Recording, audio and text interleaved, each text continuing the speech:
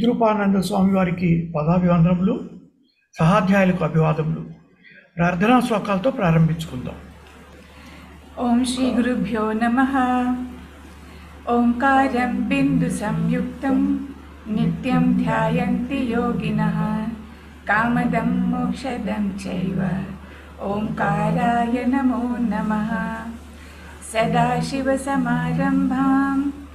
వ్యాసశంకరమధ్యమాం అస్మదాచార్యపర్యంతాం వందే గురుపరంపరాం.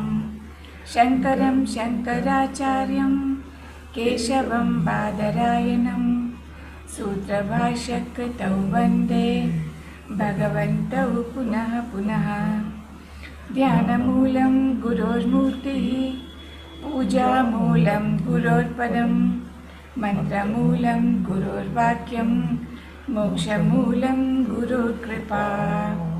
హరి ఓం. ఓం భద్రం కర్ణేభిః శృణుయామ దేవాః భద్రం పక్షేమ అక్షభిర్యజత్రాః స్థిరైరంగైః సుష్ఠువాం సంస్తనూభిः వ్యశేమ దేవహితం యదాయుః. స్వస్తి న ఇంద్రో వృద్ధశ్రవాः స్వస్తి నః పూషా విశ్వవేదాः స్వస్తి నస్తార్క్ష్యో అరిష్టనేమిः స్వస్తి నో బృహస్పతిర్దదాతు. ఓం శాంతి శాంతి శాంతి. Swamiji please start. ఓం భద్రం కర్ణేభిః శృణుయామ దేవాః భద్రం పశ్యేమాక్షభిర్యజత్రాః స్థిరైరంగైః స్తుష్ఠువాగంసస్తనూభిः వ్యశేమ దేవహితం యదాయుః. స్వస్తి న ఇంద్రో వృద్ధశ్రవాः స్వస్తి నః పూషా విశ్వవేదాः స్వస్తి నస్తార్క్ష్యో అరిష్టనేమిः స్వస్తి నో బృహస్పతిర్దధాతు. ఓం శాంతి శాంతి శాంతి.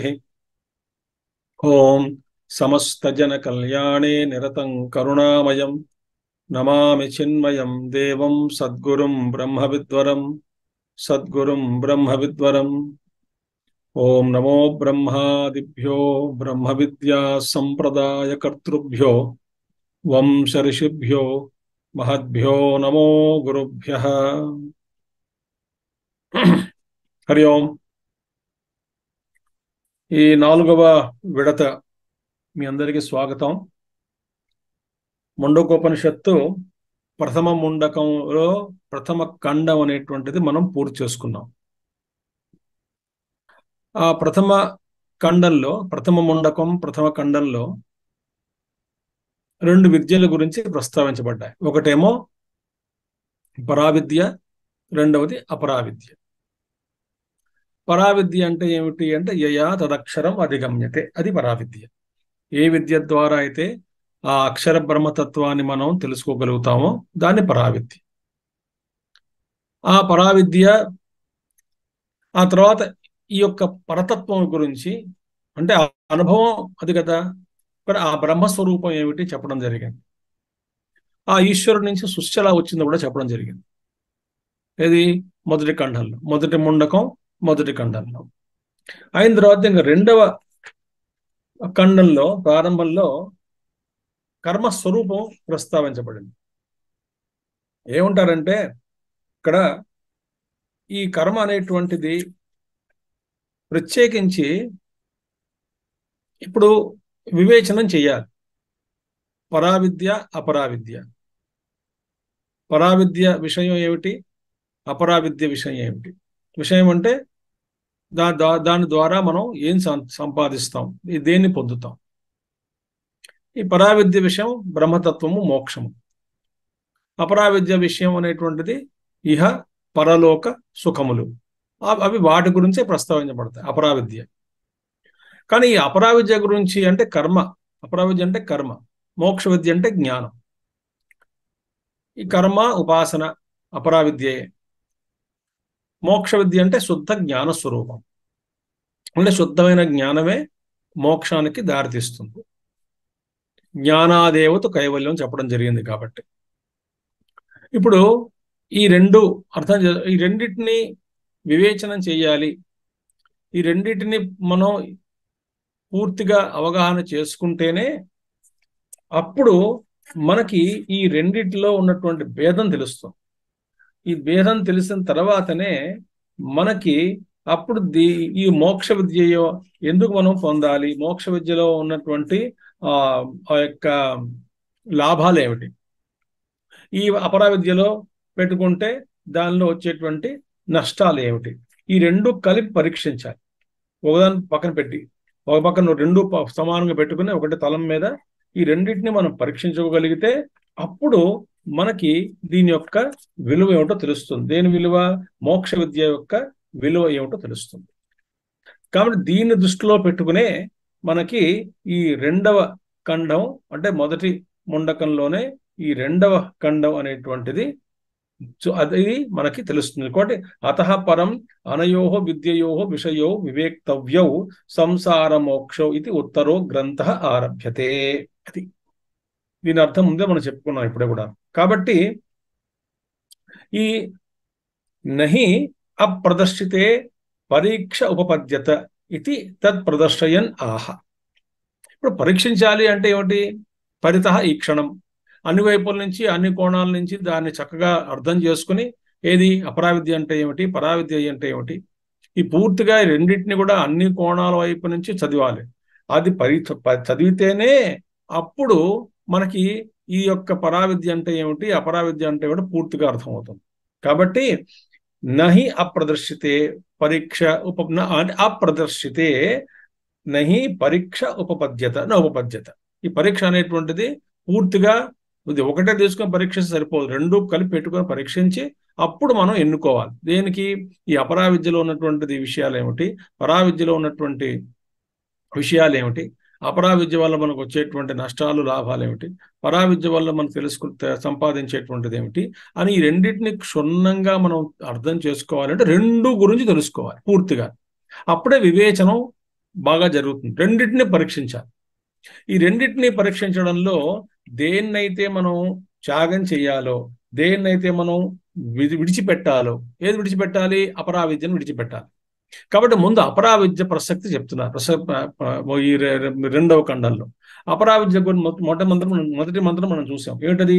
తదేతత్ సత్యం మంత్రేషు కర్మాణి కవయో యాని అపశ్యన్ తాని త్రేతాయాం బహుదా సంతతాని తాని ఆచరత నియతం సత్యకామాః ఏషవ పంథా సుకృతస్య లోకే అని ఇక్కడ మన గురువు గారు, ఈ ఉపనిషత్ గురువు అయినటువంటి అంగీరసులు వారు మనకి మామూలుగా ఈ యొక్క మానవ జాతిని ఉద్దేశించి ఈ కర్మ గురించి చెప్పారు. ఎవరికైతే ఈ కర్మఫలాలు కావాలో ఋషులు వేద మంత్రాల్లో ఏ కర్మలనైతే దర్శించి యాని అపశ్యన్ తాని త్రేతాయాం బహుదా సంతతాని, ఈ ఋగ్వేదము యజుర్వేదము సామవేదంలో అనేక రకాలుగా కర్మలు ఎన్నో కొల్లలుగా ఇవ్వబడ్డాయి. వేదంలో మనం చదివితే తెలుస్తుంది ఎన్ని కర్మలు ఉన్నాయో, ఎన్ని మార్గాలు ఉన్నాయో. ఇది యజ్ఞయాగాది కర్మ విధానాలు. తాని ఆచరత నియతం సత్యకామాః. చూసారా? ఎవరికైతే ఈ సత్యకామ అంటే కర్మఫలం, ఎవరైతే కర్మఫలాలను కోరుకుంటున్నారో ఇహలోకంలో కానీ పరలోకంలో కానీ వారందరూ కూడా ఈ కర్మలను యథావిధిగా ఆచరించాలి అని ఏషవ పంథా సుకృతస్య లోకే, ఇదే ఈ కర్మఫలాన్ని పొందడానికి మార్గము అని చెప్పడం జరిగింది. దీన్ని మనం వ్యాఖ్యానం అనేటువంటిది భాష్యం మనం చూసాం. ఎప్పుడు? కిందటి క్లాసుల్లో విడతలో జరిగినటువంటి చూసాం. ఇప్పుడు మనం ఏం చేయాలి? ఇక రెండవ మంత్రంలో ప్రవేశించాలి. అది అక్కడ ఈ కర్మకాండంలో కర్మకాండ అనేటువంటిది ఎప్పుడైతే జాగ్రత్తగా వినండి, కర్మకాండ అనేసరికి మనకి వేదంలో కర్మకాండ అంటే ఏమిటి? అగ్నిహోత్రంతో ముడిపడింది. ఏ కర్మ చేయాలన్నా అగ్నిహోత్రమే. యజ్ఞయాగాది కర్మ అగ్నిహోత్రంతో ముడిపడింది. కాబట్టి తత్ర అగ్నిహోత్రమేవ తావత్ ప్రథమం ప్రదర్శనార్థం ఉచ్యతే సర్వకర్మాణం ప్రాధామ్యాత్. అంటే అన్ని కర్మల్లో ప్రప్రథమంగా మొట్టమొదటిగా ఏది? అగ్నిహోత్రమే చాలా ముఖ్యం. కాబట్టి దాన్ని వివరించ తత్కథం అగ్నిహోత్రం ఏవ తావత్ ప్రథమం ప్రదర్శనార్థం. అటువంటి అగ్నిహోత్రం గురించి ప్రస్తావించడానికే ఈ రెండవ మంత్రం అంటే మొదటి ముండకంలో రెండవ ఖండంలో రెండవ మంత్రం ప్రారంభం చేయబడుతున్నది. చాలా టూకీగా తొందరగా చెప్పేస్తాను మీకు నీ వ్యాఖ్యానం ఉపాయం. ఇక్కడ మనం కొంత ఒక్కసారిగా ఈ కర్మల గురించి సాధారణంగా కొన్ని అర్థాలు ఉన్నాయి. అంటే మనకి అంటే భాషను వెళ్దాం తర్వాత మొట్టమొదటిగా మనం అర్థం చేసుకోవాల్సిన కొన్ని విషయాలు ఉన్నాయి. జాగ్రత్తగా వినండి. పామరులకి పామరులకి శాస్త్రం అనేటువంటిది అక్కర్లేదు. పామరులు అంటే అజ్ఞానం. ఏదో వాడు ఏదో బతుకుతున్నాడు అంతే. జన్మించాడు, చాలా మంది అలాగే ఉన్నారు కదా ఇప్పుడు లోకంలో. చూడండి, కేవలం ఈ లోకమే సత్యము, ఈ లోకంలో మనం జన్మించాం కాబట్టి మనం ఏదో సంపాదించాలి, భోగభాగ్యాలు పొందాలి, ఉద్యోగం చేసుకోవాలి, డబ్బులు సంపాదించాలి, సుఖంగా ఉండాలి అని దానికే పరిమితమయ్యి, అంటే శాస్త్ర ప్రమేయం లేకుండా, శాస్త్ర విధానాలని కానీ శాస్త్రం వైపు దృష్టిని మళ్లించకుండా కేవలం వ్యావహారిక దృష్ట్యా కేవలం వ్యవహారిక దృష్టి ద్వారానే జీవితాన్ని గడుపుతూ ఉన్నటువంటి వాళ్ళు భూమి మీద ఎంతమంది ఉన్నారు అంటే కొన్ని కోటాన కోట్ల 8 బిలియన్ల పాపులేషన్లో చాలా మంది 6-7 బిలియన్ ఇలాగా ఉంటారు. వాళ్ళకి శాస్త్రం సంబంధమే లేదు, బతుకుతున్నారు. వాళ్ళు పామరులు, వాళ్ళకి శాస్త్రం అక్కర్లేదు. వాళ్ళకి ఎంతసేపు నాకు భోగం కావాలి, భోగ్య పదార్థాలను అనుభవించాలి అంతే. మరి శాస్త్రం ఎవరికి కావాలి? ఎవడైతే ఇహలోకము పరలోకాలు నమ్ముతాడో. జాగ్రత్తగా వినండి. ఎప్పుడైతే పరలోకాలు, అంటే వాడు ఏ మతస్థుడైనప్పటికీ కూడా ఇహలోకము పరలోకము రెండు ఉన్నాయి. ఈ పరలోకం అనేటువంటిది ఉంది, మరణించిన తర్వాత అక్కడ నాకు సుఖంగా ఉండాలి అని ఎవడైతే విశ్వసిస్తాడో వాడికి ఈ శాస్త్రం అనేటువంటిది ఉపయోగపడడం ప్రారంభమవుతుంది. అండ్ ఇంకెవరికి, ఎవరికైతే పాపము పుణ్యం అనేటువంటిది ఉందో, ఉన్నాయని నమ్ముతాడో, ఎవడైతే పునర్జన్మని విశ్వసిస్తాడో, పునర్జన్మ ఉందని అనుకుంటాడో, అలాంటి వాళ్ళకి ఈ శాస్త్రం. మిగతా వాళ్ళకి అక్కర్లేదు. నేను ఇంకా విస్తరించవచ్చు, కానీ మనకి ఇప్పుడు అది అంశం కాదు. తర్వాత వైదిక కర్మలలో ముఖ్యమైనటువంటిది అగ్నిహోత్రం. అది ఇక్కడ మొత్తం చెప్పే ప్రాధాన్యాత్ తావత్ ప్రథమం, అగ్నిహోత్రమేవ తావత్ ప్రథమం. సో చాలా మొట్టమొదటిది ఏమిటి అంటే అగ్నిహోత్ర కర్మ. ఈ అగ్నిహోత్ర కర్మ చాలా ప్రస్తావనకు వస్తుంది. ఎన్నో నియమ నిష్టలతోటి చేయాల్సినటువంటి పని ఇది. మామూలుగా ఆచరించడం కాదు, ఎన్నో నియమాలు పాటించాలి, ఎంతో నిష్టతో ఉండి ఈ కర్మని ఆచరించాలి. ఏది? అగ్నిహోత్రాది కర్మ, ఏ యజ్ఞయాగాది కర్మ అయినప్పటికీ కూడా. అందులో ఇంకా ఏమిటి చూడండి, త్యాగం ఉండాలి, త్యాగబుద్ధి ఉండాలి. రకరకాల త్యాగాలు అవసరం యజ్ఞం చేయాలంటే. తర్వాత తితిక్ష ఉండాలి, అంటే మరి అగ్నియోడి ముందు కూర్చుని గంటలు తరబడి ఆ వేడిని తట్టుకుంటూ ఏమరపాటు లేకుండా చేయాలి తితిక్ష. సహనం సర్వదుఃఖానం, అంటే ఆ వేడిని తట్టుకోవాలి, ఆ శ్రమ ఆయాసాన్ని తట్టుకుంటూ కొన్ని గంటలు కూర్చుని తపస్సు చేయాలి. అది యజ్ఞం చేయాలి కాబట్టి తితిక్ష అవసరం. మూడో తత్పరత, అంటే లక్ష్యం మీద దృష్టి పెట్టాలి, తత్పరత. తర్వాత పవిత్రత ఉండాలి లోపల, మనం శుచిగా శుభ్రంగా ఉండడం. ఇవి కాకుండా సంయమనం పాటించాలి. ఇవన్నీ అవసరమే ఏది కర్మలో.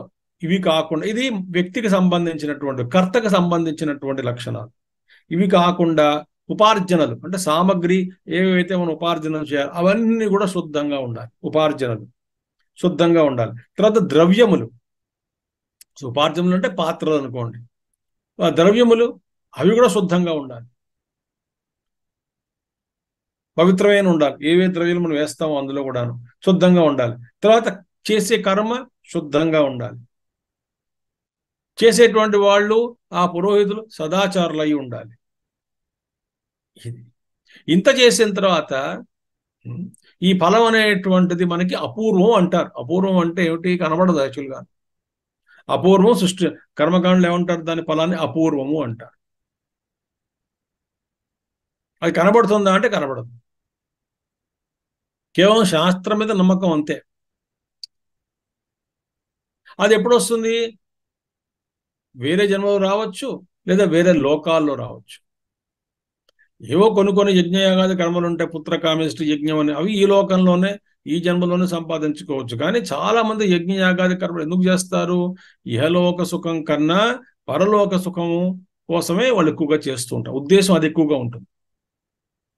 కాబట్టి చాలా కర్మల యొక్క ఫలితాలు వేరే జన్మలో కానీ, లేదా రాజు నవ్వాలని అనుకుంటాడు, ఈ జన్మకు సాధ్యం కుదరదు, ఈ శరీరం కుదరదు, దానికి మళ్ళీ ప్రత్యేకించి ఆ రాజకులంలో పుట్టాలి, రాజుగా ఉండడానికి కావాల్సిన శరీరం ఉండాలి, శరీర దార్ఢ్యం ఉండాలి, వాడికి అన్ని లక్షణాలు కావాలి, అది వేరే జన్మలో వాడు సాధించుకోవచ్చు. ఇంత చేస్తేనే కానీ కర్మ అనేటువంటిది జరగదు. ఇంత ఉంది ఈ కర్మకాండలో. ఇది చెప్పుడు ఈ విషయాలనే విపులంగా ప్రస్తావించడం జరుగుతుంది. ఇది కర్మకాండలో ఉన్నటువంటి కొన్ని లోపాలు ఏమిటి అవి ఇప్పుడు చెప్తున్నారు. 2వ మంత్రం చదువుదాం. యదా లేలాయతే హ్యర్చిః సమిద్ధే హవ్యవాహనే తదాజ్యభాగావంతరేణ ఆహుతి ప్రతిపాదయేత్. యదా లేలాయతే హ్యర్చిః సమిద్ధే హవ్యవాహనే తదాజ్యభాగావంతరేణ ఆహుతి ప్రతిపాదయేత్. ఇది ఇంకా కర్మ మొట్టమొదటి యజ్ఞం చూడండి ఎలా ఉంది. యదా ఏవ ఇంధనైః అభ్యాహితైః సమ్యక్ ఇద్ధే సమిద్ధే హవ్యవాహనే లేలాయతే చలతి అర్చిః తదా తస్మిన్ కాలే లేలాయమానే చలతి అర్చిషి ఆజ్యభాగయోః అంతరేణ మధ్యే ఆవాపస్థానే ఆహుతిః ప్రతిపాదయేత్. ఇక్కడ చూడండి. యదా ఇప్పుడు ఎలాగా?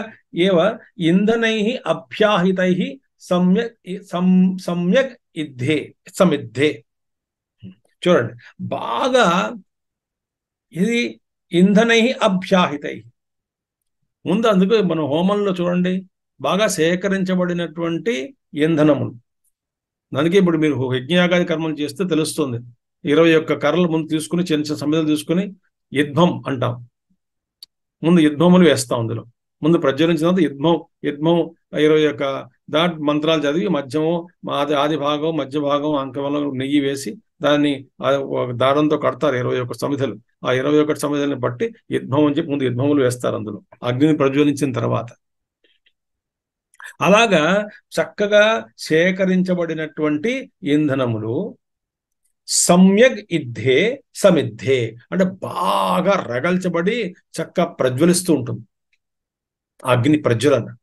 సమ్యక్ అవ్యవాహనే అంటే బాగా రగల్చబడి చక్కగా రగిలింపబడి ఎగురుతున్నటువంటి లేలాయతే పైకి ఎగసి పడుతున్నటువంటి ఆ ఆహుతులు అంటే అగ్ని జ్వాలలలో చలతి లేలాయతే చలతి అర్చిః అంటే ఆ జ్వాలల్లో బాగా పైకి ఎగసి లేస్తి పడుతున్నటువంటి ఆ జ్వాలలలో హవ్యవాహనే అంటే హవ్యవాహన అంటే ఆ అగ్నికి పేరు హవ్యవాహనుడు. హవ్యము అంటే మనం వేసినటువంటిది, వాహనుడు ఎందుకంటే మనం వేసినటువంటి ఆహుతుల్ని ఏ దేవతల్ని మనం ఉద్దేశించి ఈ ఆహుతుల్ని అగ్నిలో వేస్తామో ఆ అగ్నిదేవుడు ఈ ఆహుతులను తీసుకెళ్లి ఆ దేవతలకి అందింపజేస్తాడు. ఇది చాలా రహస్యం. అగ్ని గురించి మనం తెలుసుకోవాలంటే అగ్ని యోగం అని ఉంది ఒకటి. అగ్ని యోగం అది ఈ యోగ శాస్త్రాల్లో కొన్ని ఉంటుంది, సాధనలు ఉంటాయి. ఆ అగ్ని యోగం ద్వారా అగ్ని తెలుసుకోవచ్చు ఈ అగ్ని పనిని. అందుకనే అగ్నిని ఏమన్నారు? అగ్ని ఈజ్ ఏజెంట్. ఎందుకని? అగ్నికి మరో పేరు జాతవేదసుడు. కొంచెం ప్రస్తావిస్తున్నాను కావాలని. అగ్నికి మరో పేరు జాతవేదసుడు. అంటే ఏమిటి? సమస్త జ్ఞానము ఆయన దగ్గర ఉన్నది. పూర్ణ జ్ఞాని అంటే జగత్తులో ఎక్కడెక్కడ ఏ మూలలో ఏం జరుగుతున్నదో తెలుసుకునేటువంటి వాడు, తెలుసుకుంటూ ఉన్నటువంటి వాడు అగ్నిదేవుడు. ఈ అగ్ని అంటే ఏమిటి? ఆ అగ్ని ఆ అగ్ని యొక్క మేనిఫెస్టేషన్ ఒక విధంగా వ్యక్తం అవ్వడం అనేటువంటిది ప్రజ్వలిస్తున్నటువంటి అగ్ని ఆ అగ్నిదేవుడి యొక్క ఒక రూపం. బాగా అగ్ని జ్వలిస్తుంది అనుకోండి, ఆ జ్వలిస్తున్నటువంటి ఆ అగ్ని జ్వాలలు అగ్నిదేవుడి యొక్క ఒక రూపం. అది అది వ్యక్తమైనటువంటి, మనకే వ్యక్తమైనటువంటి అగ్ని యొక్క దర్శనం. అది వ్యక్తం కాకుండా వేడి రూపంలోను, ఉష్ణం రూపంలోను ఈ జగత్తు మొత్తాన్ని వ్యాపించి ఉన్నాడు అగ్నిదేవుడు. ఆయన జాతవేదసుడు. ఈయన చేసే పని ఏమిటి అంటే, ఈయన అన్ని లోకాలు తెలుసు, అందరిలోనూ ఉన్నాడు కదా, అందరి శరీరాల్లోనూ అగ్ని ఉన్నది కాబట్టి అందరినీ ఆశ్రయించి ఉన్నాడు. అంటే అన్ని ఉపాధుల్లోనూ అగ్నిదేవుడు లేకపోతే అసలు శరీరం పనిచేయదు. కాబట్టి అందరిలోనూ ఉన్నాడు, అంతటా వ్యాపించి ఉన్నాడు. తర్వాత జాతవేదసుడు ఆయన పేరు. సమస్త సృష్టి జ్ఞానం అంతా ఆయనలో ఉన్నది, ఆయన తెలుసు, ఆయనకి సర్వాంతర్యామి, అంటే అంతా వ్యాపించి ఉన్నాడు. కాబట్టి అలాంటి అగ్నిదేవుడు మనం ఆయన్ని పిలిచి ఆ అగ్నిని ముందు ఆవాహనం చేసి ఏ ఏ దేవతలకు ఉద్దేశించి ఆహుతులు వేస్తున్నామో ఈయన వాహనుడు. ఇది ఆ వాహనం అంటే వాహనం తెలుసు కదా, వెహికల్. ఈ అగ్నే వెహికల్, వాహనం. ఎవరికి ఆహుతులు వేస్తే ఈ అగ్నిదేవుడు ఆ లోకంలో ఉన్నటువంటి ఆ దేవతలకి అందిస్తాడు. ఇందులో మొహమాటం, అందులో అబద్ధం, అసత్యం, అసలు ఏమీ లేదు. నిజం ఇదే. మనం అందులంగా మనకు కనబడదు అది. కాబట్టి ముందు అగ్నిదేవుడిని ముందు ప్రార్థన చేసి తర్వాత అగ్నిదేవుడికి మనం అందుకే అగ్ని ప్రత్యక్షం అయ్యాడు అంటే నమస్కారం పెట్టి అక్కడ అగ్నిదేవుడు ఉన్నాడు, ఆ రూపంలో ఉన్నటువంటి వాడు అగ్నిదేవుడు. అందుకనే అగ్ని సాక్షి అంటాం. అగ్ని సాక్షికి ఎందుకంటే మనకు అంత విలువ? అగ్ని సాక్షిగా చెప్తున్నానండి. అగ్ని చేసే వరుణ సాక్షి చెప్పొచ్చుగా, పృథ్వీ సాక్షి చెప్పొచ్చు కదా, వాయు సాక్షి చెప్పొచ్చు కదా. ఆహా, అగ్ని ఒకటే మొత్తం వ్యాపించున్నాడు. ఇప్పుడు ఏదో మీకేదో నేను ఒక మాట చెప్పాను, మీరు విన్నారు, వేరే లోకంలో కలిసాం. నేను అక్కడ అంటాను, నేను అలా అనలేదు అంటాను మీతోటి. మీరు అదో అన్నావు కదా ఆ లోకంలో అంటారు. మన ఇద్దరి మధ్య ఇప్పుడు వాగ్వివాదం, వాగ్యుద్ధం మొదలైంది. ఇది ఎవరు సత్యం అంటే అగ్ని సాక్షి. ఆ లోకంలో అక్కడ అగ్ని ఉంటాడు ప్రతి చోటను. ఆ అగ్నిని పిలుస్తాడు, అరే అగ్ని గారు మీరు చెప్పండి, వీడు ఇలా అన్నట్ట, మాట ఇచ్చేట, అగ్ని సాక్షి కానీ మీరే సాక్షి చెప్పండి అంటే అవును అన్నాడు. మీకెలా తెలుసు అంటే ఏ సాక్షి అయితే, సాక్షి ఈ లోకంలో ఉన్నాడు అనుకోండి, విట్నెస్, వాడు పరలోకంలో లేడు అనుకోండి, ఈ విట్నెస్ ఏమనుకు వస్తాడు ఇంకా మనకి? ఈ అగ్ని సర్వాంతర్యామి కాబట్టి ఆయన అగ్ని సాక్షిగా పెట్టుకోవాలి. ఇక్కడ అంటే ఆయన అక్కడ ఉన్నాడు, ఇక్కడ ఉన్నాడు కాబట్టి నేను ఈ లోకంలో నేను ఏ మాట చెప్పినా కూడా ఈ శరీరం వదిలిన తర్వాత వేరే లోకానికి వెళ్ళినప్పుడు కూడా అక్కడ ఉన్నటువంటి అగ్ని అంటే ప్రూఫ్ అనమాట, విట్నెస్, సాక్షిగా నిలబడతాడు. అది అంత గొప్పవాడు అగ్నిదేవుడు అంటే. కానీ మన అగ్ని శరీరంలో ఉన్నది, ఆ అగ్ని సరిగ్గా లేకపోతే శరీరమే ఉండదు.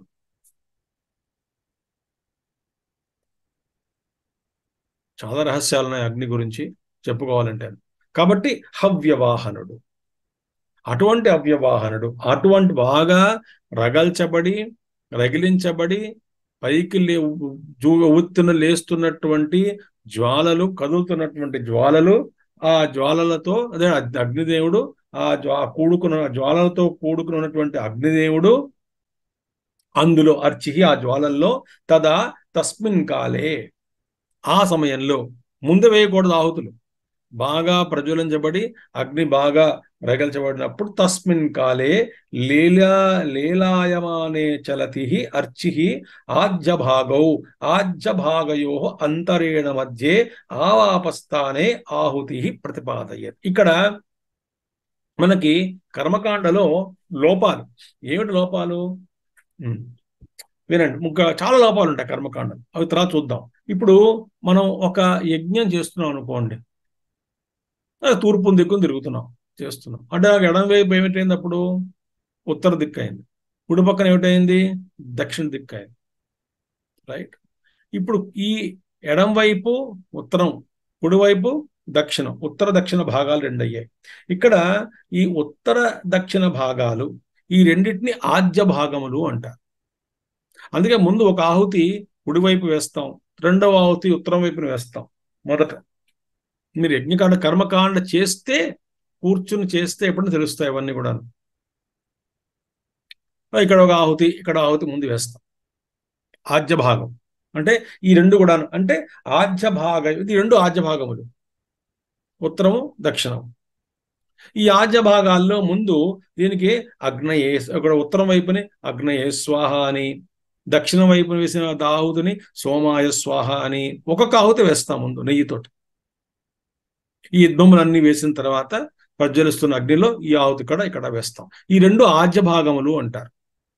ఈ ఆజ్య భాగం అంటే ఆజ్య భాగయోహో అంతరేణ అంటే ఈ రెండు ఆజ్య భాగములకు మధ్యన, దీని మధ్య దాని పేరేంటి, ఆవాపస్తనము అంటారు. ఆవాపస్తనం దాని ప్లేస్ మధ్యలో ఈ ఆవాపస్తనం అంటే ముందు రెండు ఆహుతులు వేసిన తర్వాత ఆ మిగతా హోమం అంతా కూడా ఈ మధ్య భాగంలోనే వేయాలి. ఈ నెయ్యి ఆహుతులన్నీ కూడా బాగా రగులుస్తున్నటువంటి ప్రజ్వలించ అగ్నిలలో, అగ్ని జ్వాలల్లో మధ్యలో, ఈ రెండు ఆజ్య భాగముల మధ్యలో, ఆ ముఖ్యంగా ప్రజ్వలిస్తున్న అగ్ని జ్వాలల్లో ఈ ఆహుతులు వేయడం. దీని మధ్యస్థానం ఏమంటారు, ఆవాపస్థానే ఆహుతి ప్రతిపాదయేత్. అది అటువంటి ఇక్కడ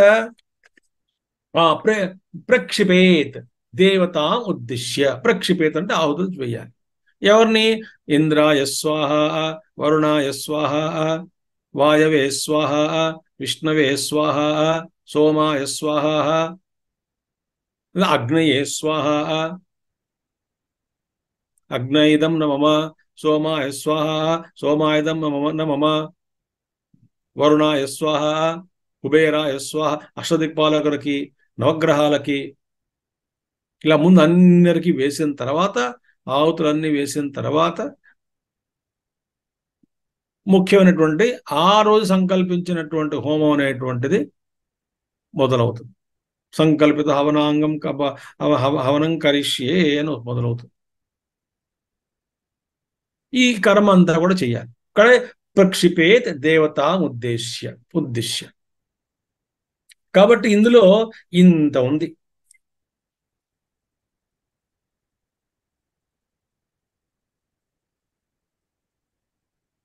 ప్రక్షిపేత్ అనేక అహహ. అహహ అంటే రోజులు. అహహ అహరహ అంటాం కదా. అహహ అంటే రోజు. అనేక అహహ, అనేకాహహ అంటే ప్రయోగ ఆపేక్షయా ఆహుతీహి ఇది బహువచనం. అనేక అహహ అంటే చాలా రోజులు. ఎందుకంటే ఆహుతులు రెండే వేస్తాం, ముఖ్యమైన ఆహుతులు ముందు రెండే వేస్తాం, మిగతా అంతా ఆవాపస్థానం వేసేటువంటి మంత్రాలతోటి. కాబట్టి ఇంకా ఈ సంస్కృతంలో ఏకవచనం, ద్వివచనం, బహువచనం అంటే ఏమిటి, రెండు కన్నా ఎక్కువైతేనే ఆహుతి అని పదం వాడాలి. బహువచనం రెండు ఉంటే బహువచనం కాదు, అది ద్వివచనం అంటాం. కానీ ఇక్కడ ఆహుతి అని పదం వాడారంటే ఆచార్య శంకరాచార్య చెప్తున్నారు అనేక ప్రయోగ ఆపేక్షయ అంటే ఈ ఆహుతులు చాలా రోజులు చేస్తాం. ఎందుకని అంటే ఇది రోజు చేసేటువంటి ఆహుతులు, పొద్దున్న సాయంత్రం కూడాను. పొద్దున్న ఇద్దరు దేవతలకి, ప్రజాపతులకి ఇంకొకటికి, సాయంత్రం మళ్ళీ ప్రజాపతికి ఇంకో దేవుడికి, ఇలా ఆహుతులు వేస్తూ ఉంటాం. పొద్దున్న రెండు, సాయంత్రం రెండు ముఖ్యమైనటువంటి ఆహుతులు. అలా రోజు నిత్యం కాబట్టి గృహస్థులు రోజు చేయాలి కాబట్టి చేస్తూనే ఉంటాడు. కాబట్టి ఏమైంది అప్పుడు, అనేక ఆహుతులు అయింది కాబట్టి బహువచనం అయింది. ఆహుతీహి అంటే చాలా రోజులు చేయాల్సినటువంటి, అంటే నిత్యము కూడా చేసేటువంటి ఈ కర్మం, ఏదో ఒక రోజు చేసేటువంటి యజ్ఞం కాదు ఇది.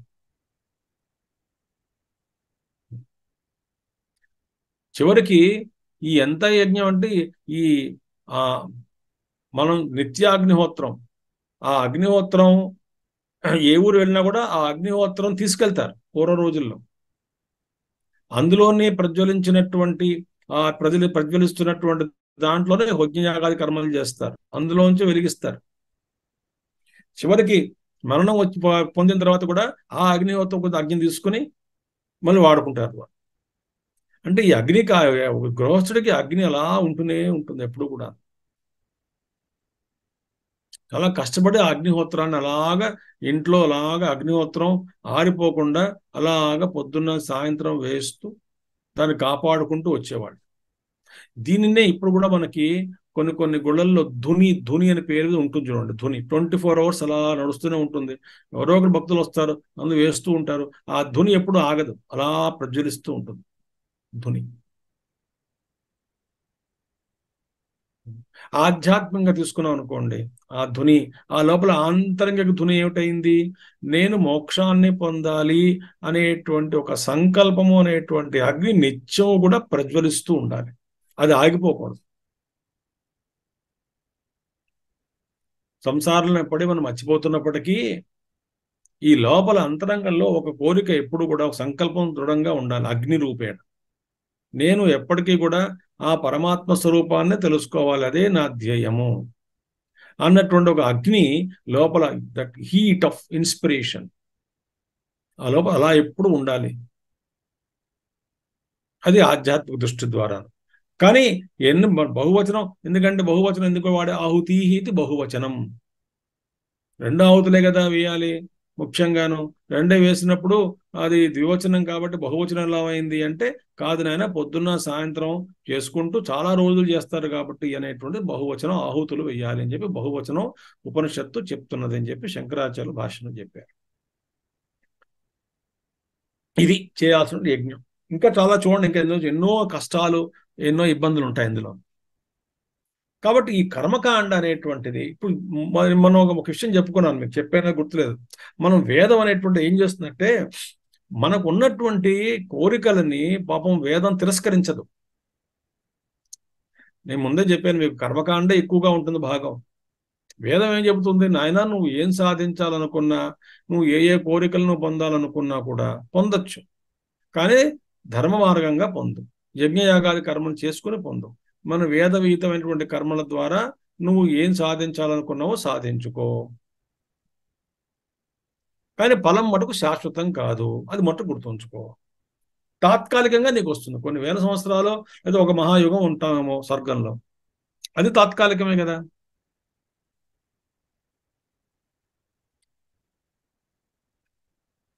చాలా గొప్పది వేద యొక్క దృష్టి. అందరినీ ప్రేరేపిస్తూ ఉంటుంది. నీకేం కావాలో సంపాదించుకో, ఎలా సంపాదించుకోవాలో మార్గాన్ని నేను చెప్తున్నా. ఇందులో కొన్ని లోపాలు ఉన్నాయి, అవి కూడా చెప్తా. కాబట్టి ఆహుతి ఇది బహువచనం. ఏష సమ్యక్ ఆహుతి ప్రక్షేపాది లక్షణ కర్మ మార్గో లోకప్రాప్తయే పంతాః తస్య చ సమ్యక్ కరణం దుష్కరం. ఇక్కడ చూడండి, ఏష సమ్యక్ ఆహుతి ప్రక్షేప అంటే ఇలాంటి బాగా అగ్నిని రగిలించడం, అందులో యథావిధిగా ఆహుతుల మధ్య భాగంలో వేయడం, ఆ మంత్రోచ్చారణప్పుడు వెయ్యడం, స్వాహ అయిపోయింది మధ్య ఆహుతులు పోతూ ఉంటాయి, మర్చిపోతూ ఉంటాం ఆహుతులు. అలా మర్చిపోకుండా, ఏ ఆహుతి మిస్ అవ్వకుండా ప్రతి మంత్రానికి ఒక ఆహుతి ఆ సమయంలోనే వేస్తూ, ఆ అగ్ని ప్రజ్వలింప చేసుకుంటూ, ఆ మధ్య భాగంలోనే వేస్తూ ఎలర్ట్గా ఉండాలి, సావధానంగా ఉండాలి చేస్తూ, ఈ విధంగా ఉంటూ సమ్యక్ ఆహుతి ప్రక్షేపాది లక్షణ కర్మ మార్గో లోకప్రాప్తయే పంతాః. ఇది లోకప్రాప్తయే పంతాః. ఈ కర్మ మార్గంలో అనేక విధములైనటువంటి లోకములకు ప్రాప్తించుకోవడానికి ఇది యజ్ఞయాగాది కర్మలు, అగ్నిహోత్రంతో కూడుకుని ఉన్నటువంటి యజ్ఞయాగాది కర్మలు ఒక మార్గము, ఒకటే మార్గము, ఇదే మార్గము, ఇది మార్గం. కానీ తస్య సమ్యక్కరణం దుష్కరం అంటే, చాలా యథావిధిగా తప్పులు లేకుండా, లోటుపాట్లు లేకుండా, లోపాలు లేకుండా ఇలాంటి కర్మల్ని perfection to the core perfection గా సంపాదిస్తూ, అంటే అంత బాగా చేయడం అనేటువంటిది దుష్కరం, ఇందులో చాలా కష్టము. అందుకనే భగవద్గీతలో యజ్ఞానాం జపయజ్ఞోస్మి అన్నాడు కృష్ణుడు. వేరే యజ్ఞం చెప్పలేదు ఆయన. దర్శపూర్ణమాసం నేను, ఈ యజ్ఞం నేను, ఆ యజ్ఞం అని చెప్పలేదు ఆయన కృష్ణుడు. ఏం చెప్పాడు? యజ్ఞానాం జపయజ్ఞోస్మి. ఎందుకని జపయజ్ఞం అంటే, ఇందులో ఉన్నటువంటి లోపాలు, చాలా కష్టాలు. జపం ఎప్పుడైనా చేయొచ్చు, ఎక్కడైనా కూర్చొని చేయొచ్చు, విధి విధానాలు ఏమీ లేవు, ఎంతసేపు అయినా చేసుకోవచ్చు, మనసులోనే చేసుకోవచ్చు, వైఖరిని వాడిని చేసుకోవచ్చు.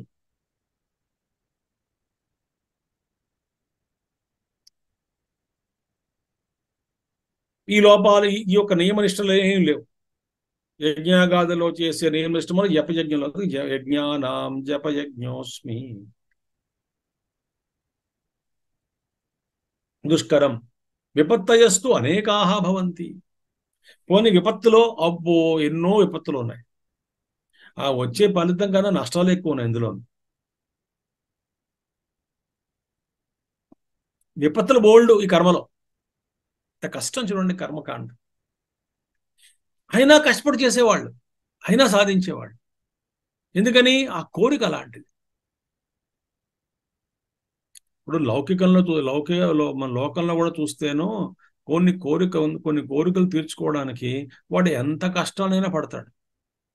ఎందుకురా నీకు ఇంత ప్రయాస అంటే, నాకు సంపాదించాలి, దానికోసం నేను అనుభవించాలి, దీన్ని నేను తెచ్చుకోవాలి, దీన్ని నాకు సంపాదించాలి, సాధించాలని నానా అవస్థ పడతాడు పాపం దానికోసం అని. ఫలితం వస్తుందా లేదా తెలియదు, కష్టం మటుకు బాగా పడతాడు. అదే చెప్తా తర్వాత మీకు వివరంగా. కాబట్టి విపత్తయస్తు ఎన్నో విపత్తులు ఉంటాయి ఈ కర్మకాండం. అసలు సరిగ్గా చేయడము కష్టం, విపత్తులు ఇంకా ఎక్కువ ఉంటాయి, అవి మన చేతుల్లో ఉండవు. చూడండి, పెద్ద యజ్ఞం తలపెట్టాం, యజ్ఞం జరుగుతున్నది, పెద్ద వర్షం వచ్చింది, ఏమవుతుంది? ఏం ఆపగలం మనం వర్షంలో? యజ్ఞశాల మొత్తం తడిసిపోయింది, నానా గందరగోళం, ఆ యజ్ఞం కూడా ఆరిపోయింది అనుకోండి, ఏం చేస్తాం? మళ్ళీ మొదలు పెట్టాలి.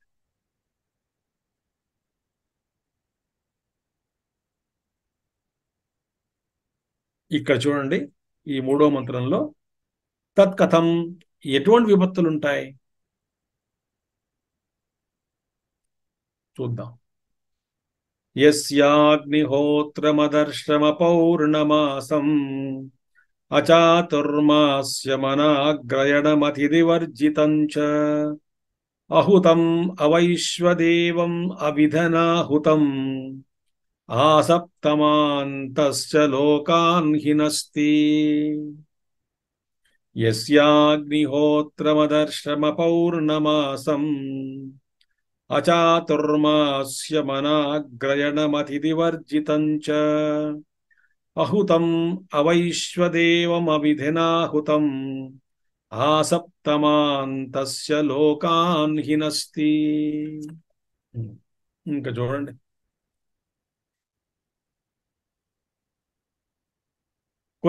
ముఖ్యంగా మీకు కొన్ని ఈ మంత్రం భాష్యంలోకి ప్రవేశించే మొదలు కొన్ని విషయాలు మీకు చెప్పదలుచుకున్నాను. ఇవి కొంచెం విందాం. మొట్టమొదటి ఏంటంటే, మనకి నిత్య కర్మలు, నైమిత్తిక కర్మలు, కామ్య కర్మలు, నిషిద్ధ కర్మలు 4 రకాలుగా ఉన్నాయి కర్మలు. రైట్, చూడండి, ముందే మీకు చెప్తున్నా ఒక సినాప్సిస్ లాగా. ఈ కర్మలు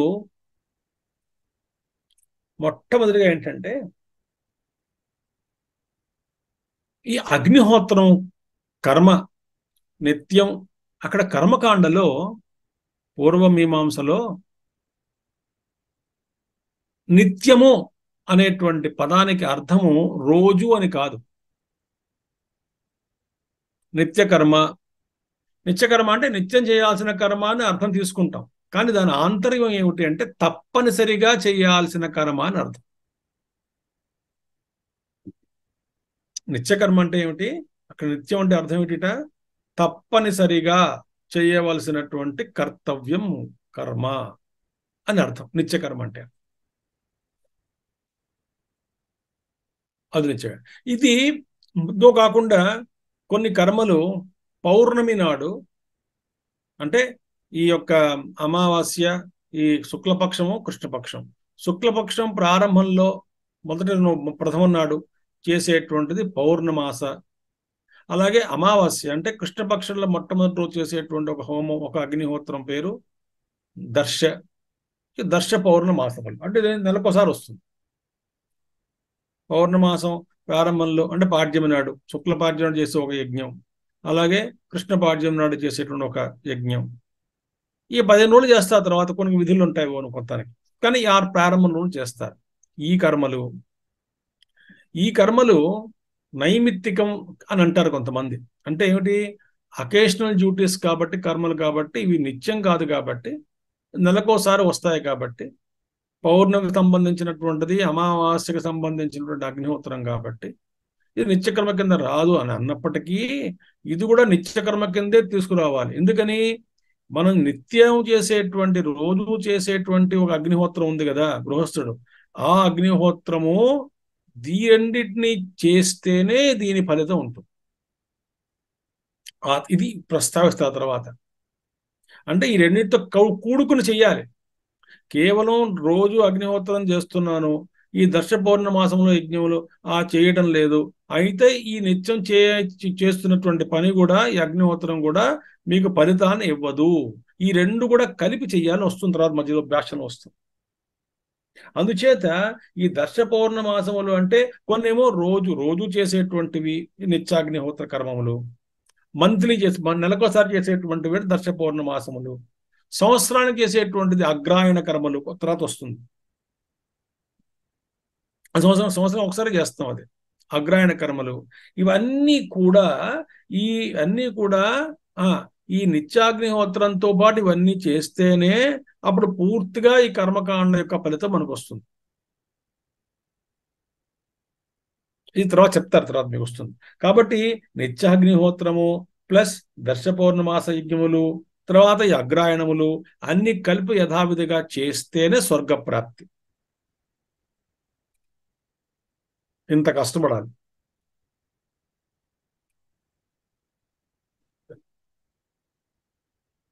కాబట్టి పూర్ణమీమాంసలో నిత్యం అంటే అర్థం ఏంటి? కంపల్సరీ అని అర్థం. కాబట్టి ఈ యజ్ఞయాగాది కర్మలు నిత్యకర్మ, నైమిత్తిక కర్మ, కామ్యకర్మ, నిషిద్ధ కర్మ. కామ్యకర్మలు చూడండి, కామ్యకర్మలు చెయ్యాలి అనేటువంటి నిత్యకర్మ కాదు, అది శాసించదు వేదం. కామ్యకర్మలు అది కర్తవ్య కర్మ కింద రాదు, అది కామ్యకర్మ. నిత్యకర్మలు, నైమిత్తిక కర్మలు, కర్తవ్య కర్మలు.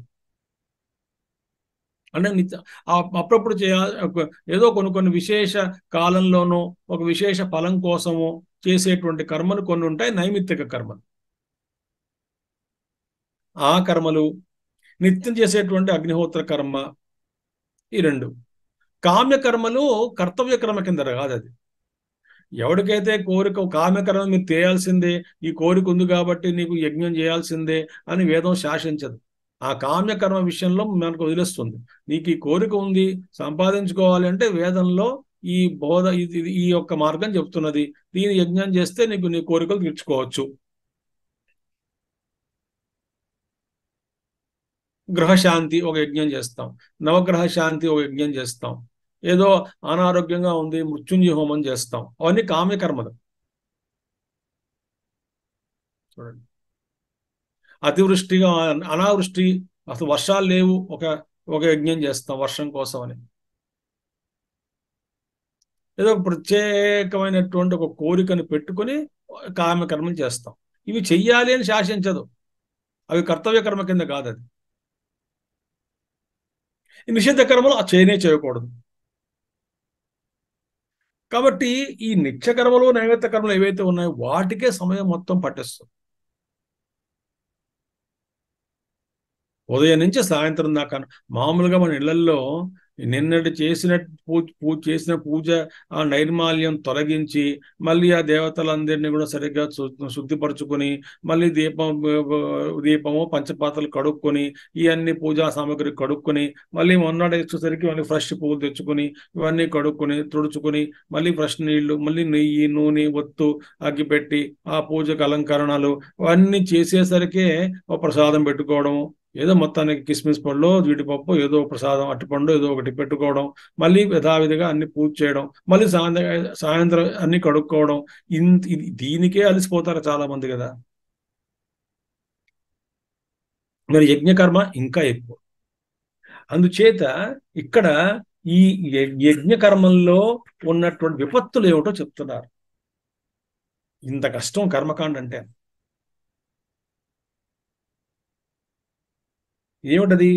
యస్య అగ్నిహోత్రిణః అగ్నిహోత్రం అదర్శం దర్శాఖ్యేన కర్మణ వర్జితం. ఇక్కడ చూసారా, ఏ అగ్నిహోత్రి, అగ్నిహోత్రం, అగ్నిహోత్రిణ అగ్నిహోత్రం. అగ్నిహోత్రి అంటే చేసేటువంటి వాడు, అగ్నిహోత్రి అంటే అగ్నిహోత్రం చేసేటువంటి వాడు, వాడి యొక్క అగ్నిహోత్రం ఏది? అదర్శం. అదర్శం అంటే ఏమిటి? దర్శ ఆఖ్యేన కర్మణ వర్జితం. చెప్పాం కదా నేను ఇందాకలే. అగ్నిహోత్రం చేస్తున్నాడు, కానీ ఈ నెలకోసారి చేసేటువంటి ఒక దర్శ పౌర్ణమాసములు యజ్ఞములు చేయటం లేదు, వర్జితం. ఆ అగ్నిహోత్రంలో ఈ వదిలేశాడు, నిత్యాగ్నిహోత్రం చేస్తున్నాడు, కానీ అమావాస్యకి సంబంధించినటువంటివి, పౌర్ణమికి సంబంధించినటువంటి యజ్ఞాలు ఇవి చేయాలో ఇయ్యడం మానేస్తున్నాడు. అదేమిటైంది? అది అదర్శమైంది. ఇక్కడ అగ్నిహోత్రిణ అవశ్య కర్తవ్యత్వాత్ దర్శస్య. చూసారా, అగ్నిహోత్రి రోజు చేసేటువంటి వాడు, అంటే అగ్నిహోత్రి రోజు నిత్యం చేసేటువంటి అగ్నిహోత్ర కర్మ ఏదైతే ఉన్నదో ఆ అగ్నిహోత్రి అవశ్య కర్తవ్యత్వాత్ దర్శస్య. ఈ దర్శం అనేటువంటిది అంటే అమావాస్య నాడు చేసే, అంటే అమావాస్యకు సంబంధించినటువంటి ఆ యజ్ఞం కర్తవ్యత్వాత్, చెయ్యాల్సిందే, అది తప్పకుండా చెయ్యాలి. నేను ఇది చేస్తున్నాను కదా, అప్పుడే అకేషనల్ డ్యూటీ మానేశానండి అంటే అది అకేషనల్ కాదు, అది కూడా నిత్యమే వస్తుంది. దీంతో ముడిపడింది కాబట్టి మీకు అర్థమవుతుంది అనుకుంటాను. ఈ దర్శనం అనేటువంటిది కూడా నిత్యాగ్నిహోత్రితో ముడిపడింది కాబట్టి అది కూడా ఒక విధంగా చూస్తే నిత్యకర్మ. ఎందుకని? ఈ నిత్యకర్మ అది చెయ్యకపోతే, దర్శనం చెయ్యకపోతే నిత్యకర్మకి రావాల్సినటువంటి ఫలితం రాదు. అది చెప్పాను ఇందాకలే, ముడిపడింది. ఈ రెండు కలిసి ఉంటాయి. అదర్శస్య అవశ్య కర్తవ్యత్వా దర్శస్య అగ్నిహోత్రీ సంబంధి అగ్నిహోత్ర విశేషణం ఇవ భవతి. ఇప్పుడు చేసేవాడు అగ్నిహోత్రికి ఈ విశేషణం ఎవరికి ఇవ్వాలి? అగ్నిహోత్రికి ఇవ్వాలి. దర్శనం అంటే అగ్నిహోత్రికి, కానీ అగ్నిహోత్రానికి విశేషణంగా చెప్పబడింది. అగ్నిహోత్రి చేసేవాడు ఎవడు? విశేషణం ఎవరు? దర్శనం అంటే ఎవరు? అగ్నిహోత్రి చేయాల్సినటువంటిది. ఆదర్శం ఉంది కదా, అది దానికి విశేషణం దేనికి చేరబడింది? అగ్నిహోత్రానికి విశేషణంగా చెప్పబడింది. కానీ ఇది యాక్చువల్గా చేసేటువంటి వాడు అగ్నిహోత్రి కాబట్టి ఆ విశేషణం అగ్నిహోత్రికి చెందాలి. అది గ్రామటికల్ గాను, అది పెద్ద మనకు ప్రస్తావన అనవసరం, అయితే మనకు అనవసరం అది. కాబట్టి భవతి తద్ అక్రియమాణం ఇది ఏతత్. అలాంటి అగ్నిహోత్రి సంబంధి అగ్నిహోత్ర విశేషణం భవతి తదక్రియమాణం ఇది ఏతత్.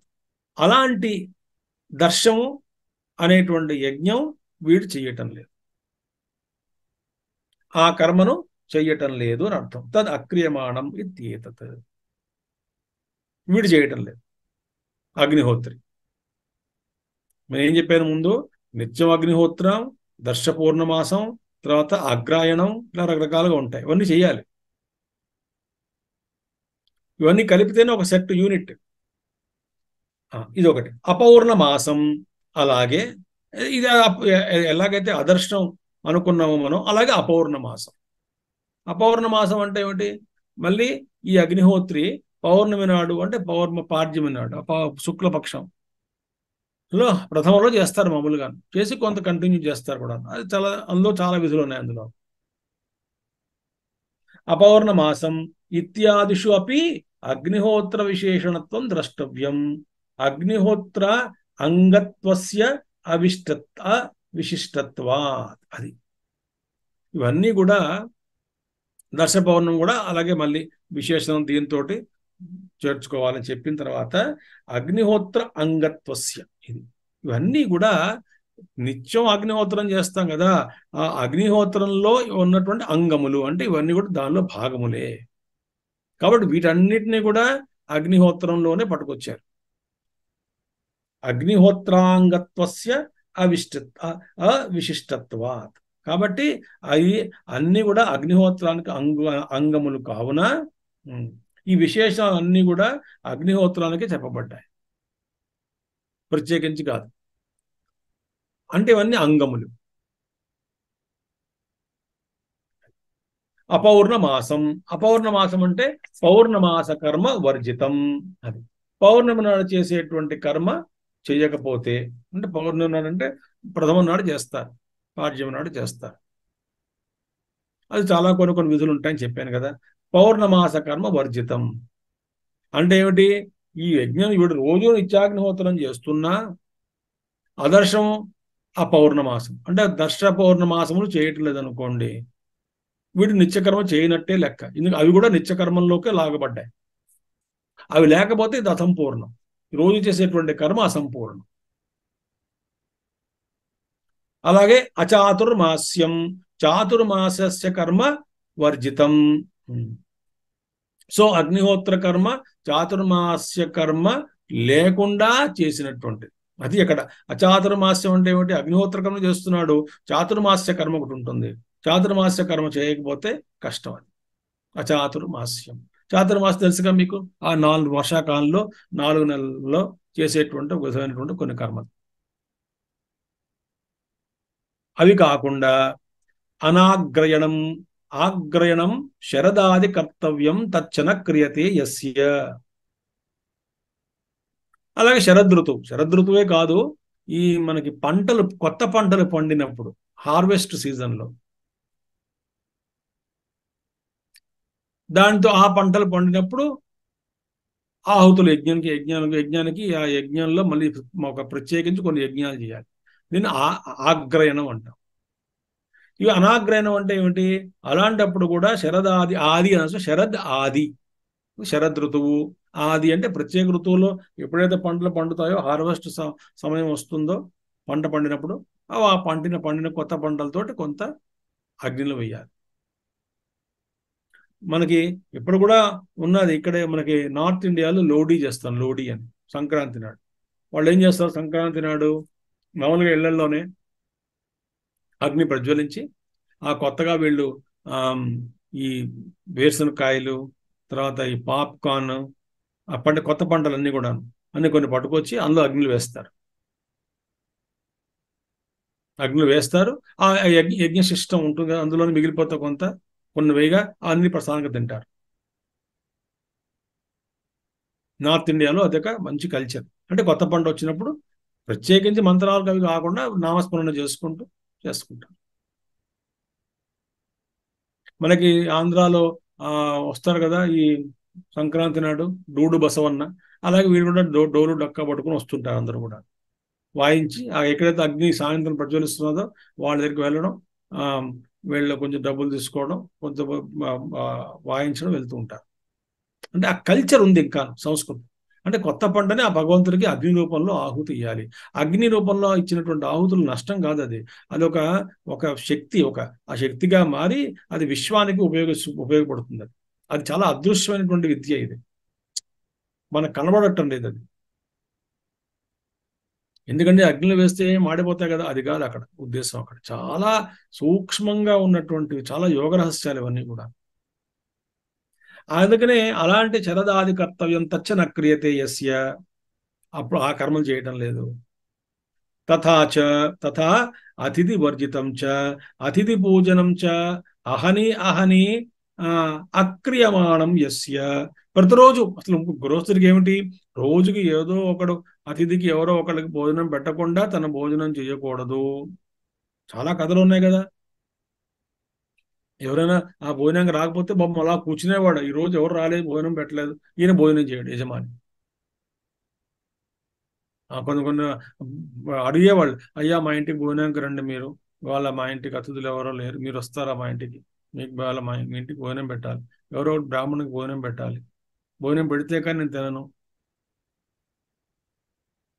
ఆ రోజుల్లో ఈ యాత్రికులు ఉంటారు కాబట్టి ఎవరో ఒకళ్ళకి భోజనం పెట్టి అప్పుడు తినేవాడు. అహని అంటే రోజును, అది అర్థం. ప్రతిరోజు చేయాల్సినటువంటి అతిథి పూజ చేయకపోవడం, స్వయం సమ్యగ్ అగ్నిహోత్రకాలే అహుతం. కొన్ని వేసేటువంటి ఆహుతులు సమ్యక్ అగ్నిహోత్రకాలే అహుతం అంటే ఏ కాలంలో, అంటే ఆ మంత్రోచ్చారణ చేస్తున్నప్పుడు స్వాహ అన్నప్పుడు పడాలి, అందులో స్వాహ అంటున్నప్పుడే వెయ్యాలి. స్వాహ మంత్రం చదివిన ఒక్క 2-3 సెకండ్లు ఇచ్చిందో మళ్ళీ ఆహుతి వెయ్యడం, లేకపోతే స్వాహ ఉచ్చారణ చేయక ముందే ఆహుతి వెయ్యడం.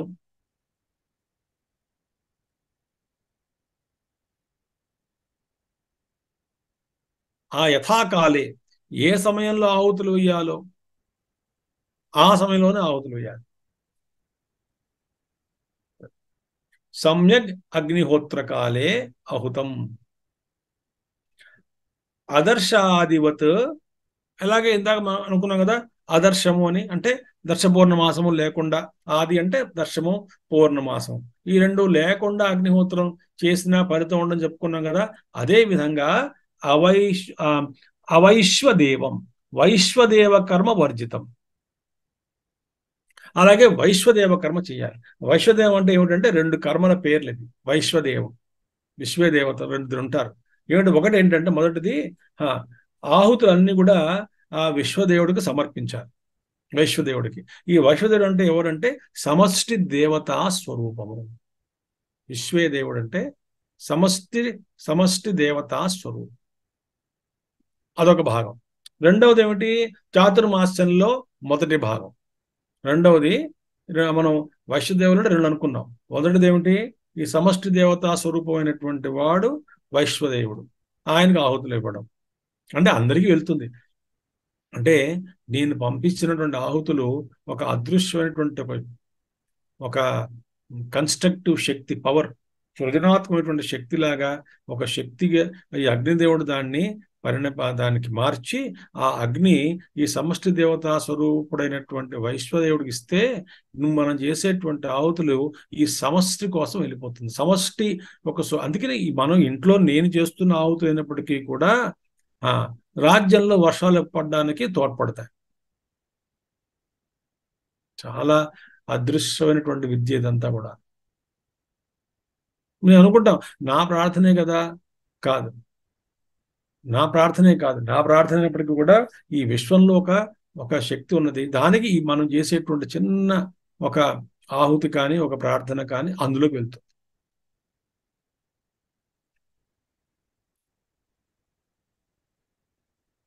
ఆ దృక్పథం రావాలంటే అలాంటి గురువులు మనకు కలగాలి.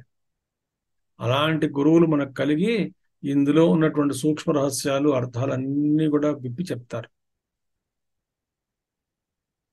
కాబట్టి అందరూ సన్యాసులు కాలేరు. గృహస్థులుగా ఈ విశ్వం పట్ల చేయాల్సినటువంటి కర్మలు ఇవి. మరి ఏదో దానికి ఒక రివార్డ్ కింద నీకు స్వర్గం కావాలంటే వస్తుంది, అది వేరే విషయం. అవన్నీ వస్తాయి.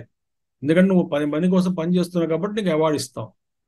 కంపెనీకి బాగా పనిచేసావు, 10 కోట్లు లాభాలు సంపాదించావు, వెరీ గుడ్. ఆ 10 కోట్లు లాభాలు సంపాదిస్తే ముందు అనౌన్స్ చేస్తారు. 10 కోట్లు ఎవరైతే సంపాదిస్తారో కంపెనీకి ఈ సంవత్సరంలో వాళ్ళకి ఇది ఇస్తాం, ఇల్లు ఇస్తాం లేదా కారు ఇస్తాం అంటాడు. వాడు దానికోసం ఇప్పుడు చేస్తాడు. కానీ వీడు 10 కోట్లు కారు విలువ ఎంత ఉంటుందో అంత ఉండదు కదా. కానీ ఈ ఫలితం అంతా ఏమిటవుతుంది, కంపెనీ అభివృద్ధి కోసం, అందులోని ఉద్యోగస్తుల కోసం, ఆ కంపెనీ ఎక్స్పాండ్ కోసం వాడతారు. వీడికి ఇవ్వాల్సి ఇస్తారు. మనం అందుకనే కొంచెం అది లేకపోతే ఇంకా నువ్వు త్యాగబుద్ధి పెరిగితే అప్పుడు నీకు బంధం ఉండదు. అప్పుడు కర్మ జరుగుతుంది కానీ ఫలితం లేకుండా కర్మ చేస్తాం.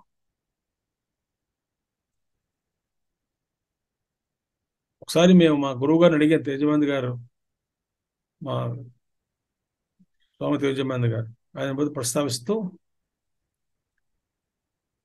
ఎవరో ఆహుతులు వేయాలి పూర్ణావతికి, స్వామిజీ మీరు సన్యాసి కదా, పూర్ణావతి అంటే ఇది నా కోసం నేను చేయట్లేదు కదా, సమష్టి కోసం కదా అన్నారు. నా కోసం నేను చేయకూడదు ఏ యజ్ఞయాగాది కర్మలు, సమష్టి కోసం చేస్తున్నాం కాబట్టి నా కోసం కాదు, ఇది అందరూ బాగుండాలని చేస్తున్నాం.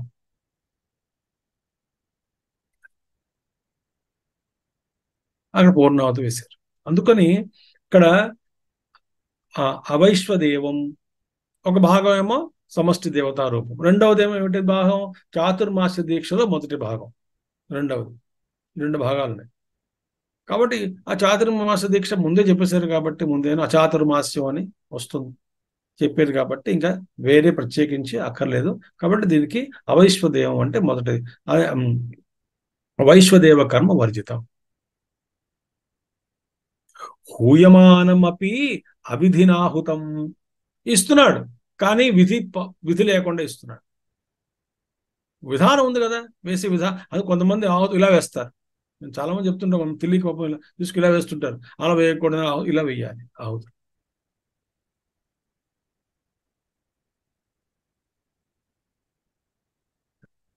అవిధినాహుతం న యథాహుతం ఇది ఏతద్.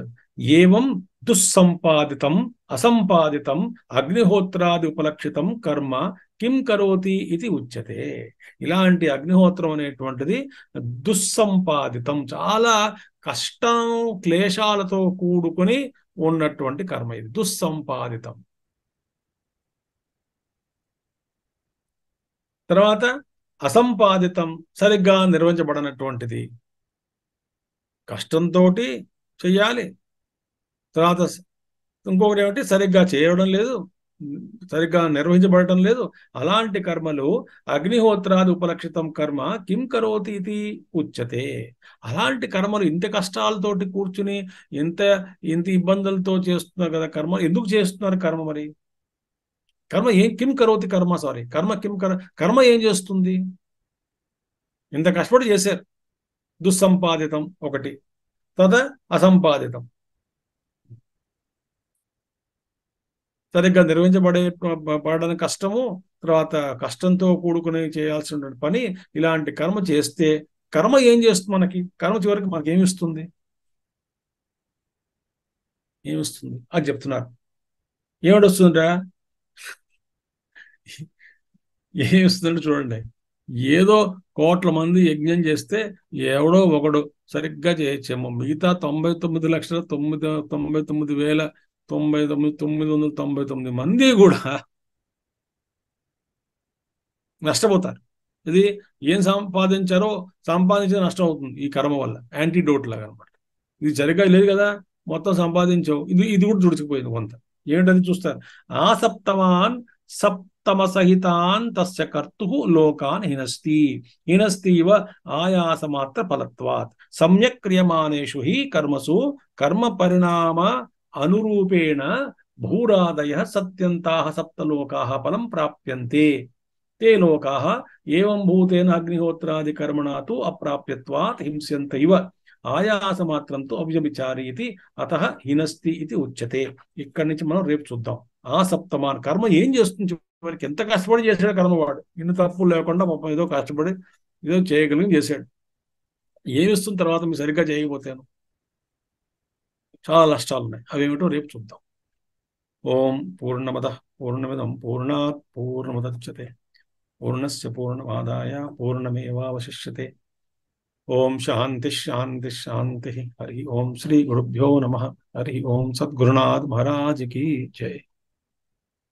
शुभम.